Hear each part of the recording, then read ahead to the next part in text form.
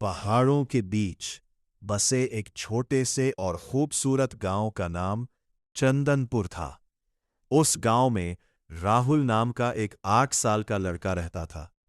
राहुल बहुत ही समझदार और मददगार बच्चा था। गांव के बिल्कुल बाहर एक पुराना और घना बरगद का पेड़ था। गांव के लोग उस पेड़ के पास अकेले जाने से डरते थे। लोगों में अफवाह थी कि रात के वक्त वहां से अजीब अजीब आवाजें आती हैं और शायद वहां कोई भूत रहता है। इसलिए सभी बच्चों को उस तरफ जाने से सख्ती से मना किया गया था। एक दिन शाम के वक्त राहुल अपने दोस्तों के साथ छुपन छुपाई खेल रहा था। खेलते खेलते वह कब गांव के बाहर उस बरगद के पेड़ के पास पहुंच गया, उसे पता ही नहीं चला। सूरज ढल चुका था और धीरे धीरे अंधेरा छा रहा था।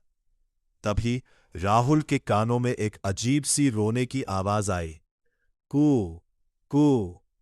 राहुल के दोस्त आवाज सुनते ही डर के मारे गांव की तरफ भाग गए। राहुल के पांव भी डर के मारे जमीन पर जम गए। उसकी धड़कन बहुत तेज हो गई थी। क्या सच में यह भूत है? उसने अपने दिल में सोचा। वह भी वहां से भागने ही वाला था कि आवाज दोबारा आई।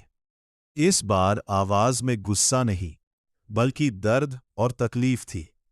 राहुल को याद आया कि उसकी मां कहती थी, असली बहादुर वो नहीं जिसे डर न लगे, बल्कि वो है जो डरने के बावजूद सही काम करे। राहुल ने लंबी सांस ली, हिम्मत जुटाई और धीरे धीरे उस अजीब आवाज की तरफ बढ़ने लगा। आवाज पेड़ के पीछे बड़ी बड़ी और कांटेदार झाड़ियों से आ रही थी। जैसे ही राहुल ने डरते डरते झाड़ियों को हटाया, वो हैरान रह गया।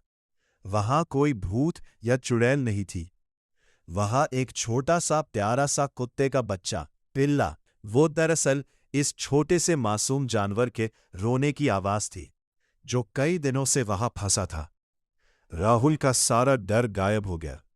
उसने बड़े प्यार और सावधानी से कांटे हटाए और उस छोटे पिल्ले को गोद में उठा लिया। पिल्ले ने भी अपना सिर राहुल के सीने से लगा लिया, जैसे उसे शांति मिल गई हो। राहुल पिल्ले को लेकर गांव वापस आया। जब गांव वालों ने सच्चाई देखी तो उन्हें अपनी अफवाहों और डर पर बहुत शर्म आई। सबने राहुल की बहादुरी की खूब तारीफ की। राहुल के मम्मी पापा ने उस पिल्ले को घर पर रखने की इजाजत दे दी, जिसका नाम राहुल ने शेरू रखा। अब राहुल और शेरू सबसे पक्के दोस्त थे।